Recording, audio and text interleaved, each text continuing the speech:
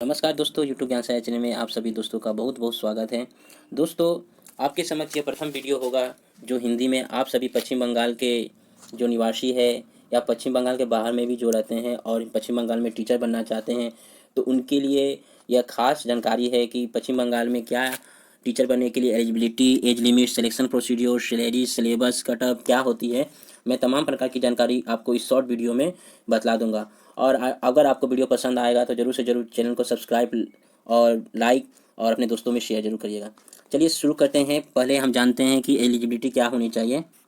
देखिए दोस्तों, ये है द कोलकाता गैजेट। ये आपका 26 फरवरी 2020 की है और आपके समक्ष में ले चलता हूँ। यहाँ पर देखिए, ये जो देख पा रहे हैं आप, ये 5 तरह के ग्रुप बना दिया गया है टीचर की, जिसमें 6 से लेकर आपका 12th क्लास की टीचर की ग्रुप है, जिसमें assistant teacher, upper primary 9 to 12, 11 से 12 और फिजिकल एजुकेशन और वर्क एजुकेशन के इस तरह से बांटे गए हैं। आप समक्ष आपके दिखाया जा रहा है।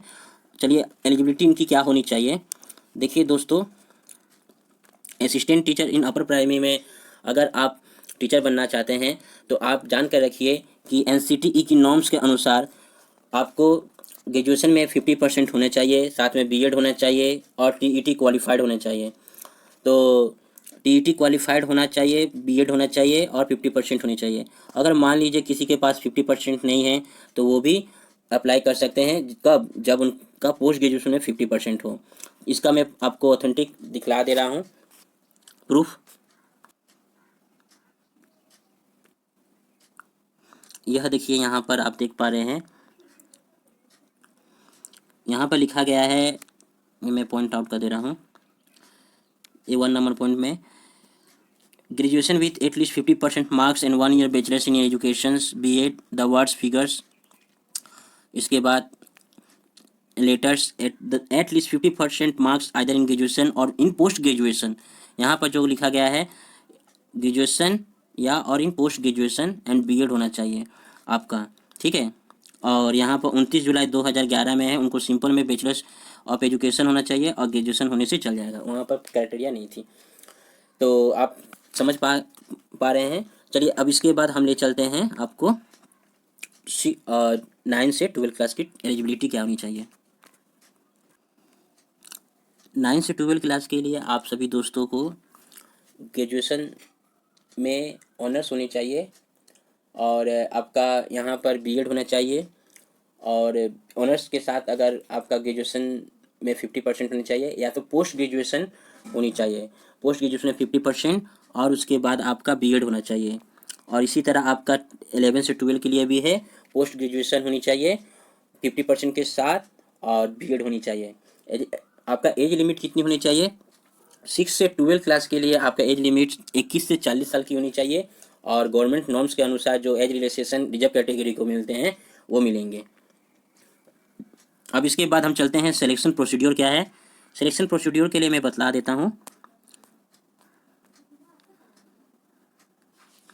देखिए, यहाँ पर सिलेक्शन प्रोसीड्योर जो है, सिलेक्शन प्रोसीड्योर के लिए आपका जैसे अपर प्राइमरी में आप टीचर बनिएगा तो यहाँ पर आपका TET जो मैंने बोला था 150 नंबर का वो होना चाहिए और साथ में आपका यहाँ पर वेस्ट बंगाल गवर्नमेंट ने जो नया रूल्स बनाया है, 200 नंबर का एग्ज़ाम और होगा आपका। 200 नंबर में 100 नंबर का आपका एग्ज़ाम होगा पहला, इसी में इंक्लूड किया हुआ है English compositions and comprehensions and language on the medium of instructions. 50-50 करके 100 होंगे और साथ में B वाले जो हैं, आपको दिखाई दे रहा है, ये आप जिस सब्जेक्ट के टीचर बनना चाहते हैं उसका 100 नंबर का होगा। ये दोनों डिस्क्रिप्टिव में होगा, ये भी होगा और ये भी, दोनों डिस्क्रिप्टिव में होगा। और इसके लिए आपको समय दिया जाएगा 3 घंटे का। और ऊपर में जो आप देख पा रहे थे उसके लिए आप TET को जानते ही हैं कि 150 नंबर का 2.5 घंटे का होता है और 60% लाने से आप पास कर जाते हैं, ठीक है। तो यहाँ पर मैं बतला दे रहा हूँ कि ये अपर प्राइमरी के लिए हुआ और वहीं आप 9 से 12 क्लास के लिए अगर टीचर बनते हैं तो आपको यहाँ पर TET कंडक्ट नहीं होता है, इसके लिए प्री टेस्ट होता है। तो प्री टेस्ट के लिए आपका यहाँ पर 150 नंबर का रखा गया है प्री टेस्ट। और फिर उसी तरह जैसे कि यहाँ पर बतलाया जा रहा है, 2 का A में देख रहे हैं आप, जो 100 नंबर का होगा और B का 100 नंबर का होगा।